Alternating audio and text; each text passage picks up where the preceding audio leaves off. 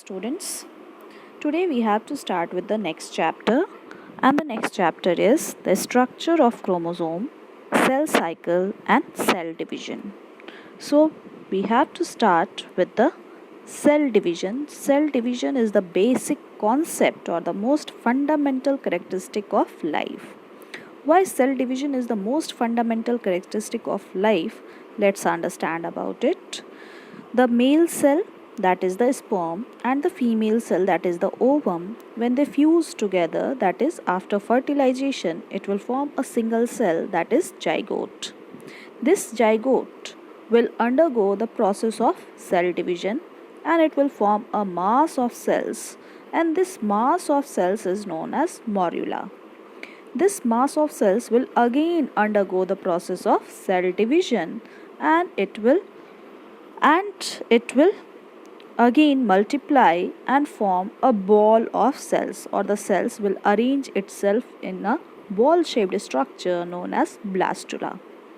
Still, the cell division and the process of cell differentiation will occur, and this ball of cells will arrange itself into three layers: the innermost layer as the endoderm, middle layer as the mesoderm, and the outermost layer as the ectoderm, and these three are known as the germinal layers, and this stage is known as gastrula.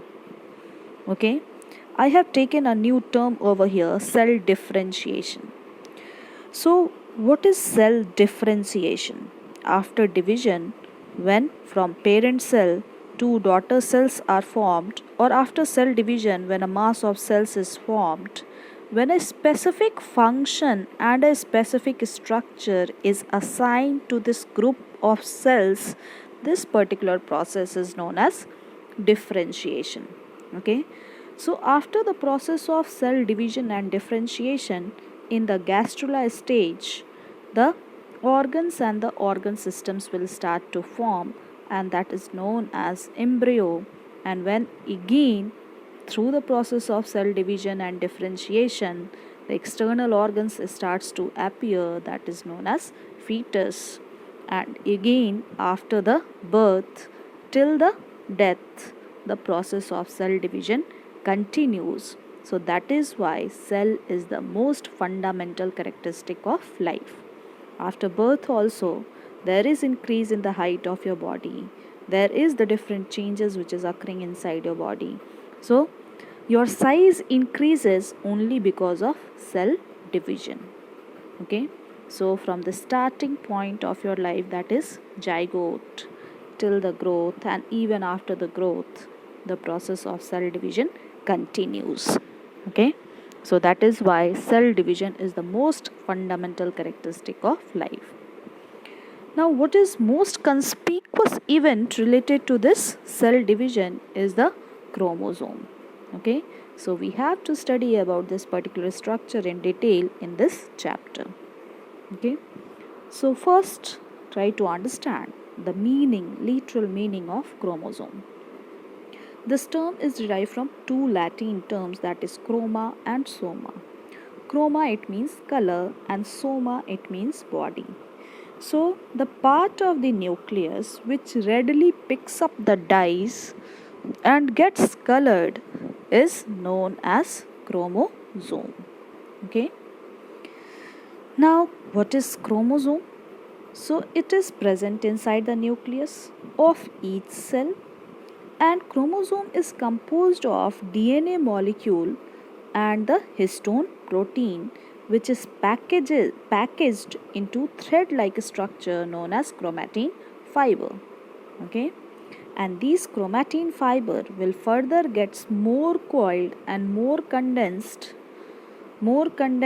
at the time of cell division to form chromosome. Just to make you understand, if I will give you a bucket filled with threads, and I am providing you another bucket which is having the threads coiled over the coiling or in the form of coils.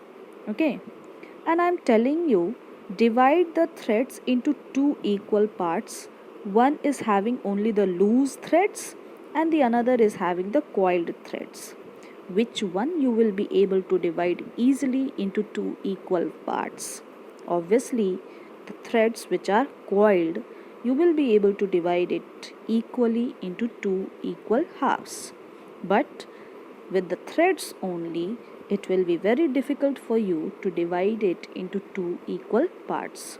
So that is why it is mentioned over here that the chromatin fiber gets more coiled and condensed at the time of cell division, so that it will be equally divided into two daughter cells. So the more coiled and condensed form of chromatin fiber which appears at the time of cell division is known as chromosome. Okay. Now if definition is asked, what you will write? So chromosome is the part of the nucleus. It means it is present inside the nucleus, and inside the nucleus it means it is found in the eukaryotic cell. Never ever get confused. Okay, chromosome is not found in prokaryotic cell. And why it is not found in prokaryotic cell? Because in the prokaryotic cell it does not has the histone protein. So when there is no histone protein, there will be no coiling possible in case of prokaryotic cell. Okay, so that is why it is mentioned that present inside the nucleus, that is in the eukaryotic cell.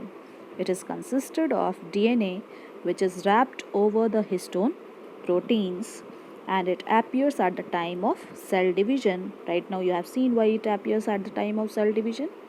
And next is what? It carries the hereditary units, and which helps in the formation or encoding of the proteins, So all these key points you must mention while you are defining about chromosome. Now who discovered this chromosome? So chromosomes were first observed by German embryologist Walter Fleming in 1882. He was Walter Fleming when he was examining the rapidly dividing cells of salamander larvae. Salamander is a type of amphibian. Okay, so chromosomes, what he observed were the thread-like structure which appears inside the nucleus at the time of cell division. Right now we have seen why it appears at the time of cell division, and since their discovery, chromosome have been found in the cell of all eukaryotes. Now again you understood why it is found in the cells of eukaryotes, because the prokaryote cells, they don't have the histone proteins, so the coiling is not possible in case of prokaryotic cell. So chromosomes will be found in the eukaryotic cell.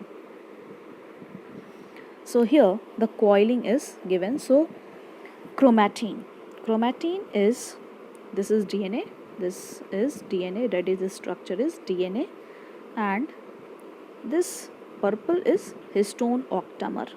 Okay, histone octamer. So DNA is wrapped 2.5 turns over the histone octamer, and this coiled part is known as nucleosome. Okay, understood it?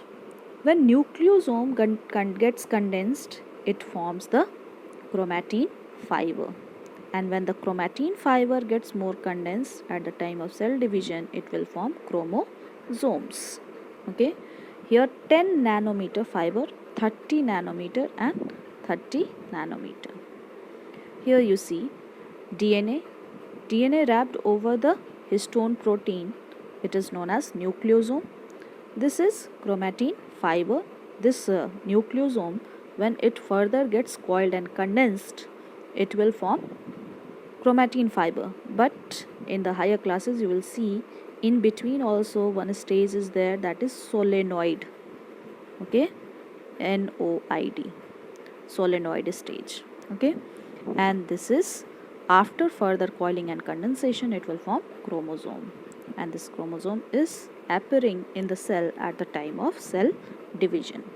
Okay, so nucleosome, when it gets further coiled and condensed, it is forming the chromatin fiber.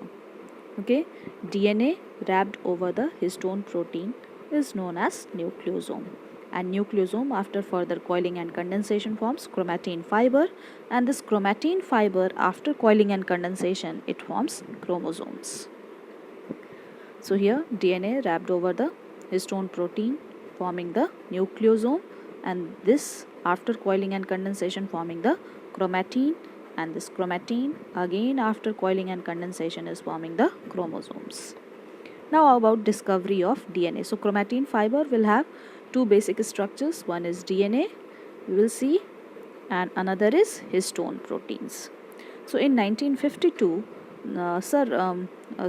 Rosalind Franklin photographs a DNA. This was the photograph X-ray through X-ray camera, DNA molecule using X-ray camera, and her photograph provides the evidence that DNA is made up of more than single strands of nucleotide. You have seen more than single strand, one strand, okay, and it is in the helical pattern, so more than one strand, okay. Then this led to the discovery of the molecular structure of DNA, and Watson and Crick build up a molecular model of DNA, and through the help of this X-ray camera used by Rosalind Franklin. So in 1953, both these scientists got the Nobel Prize for the discovery of DNA. Okay. So this is all for today. Next class we will study about the structure of DNA.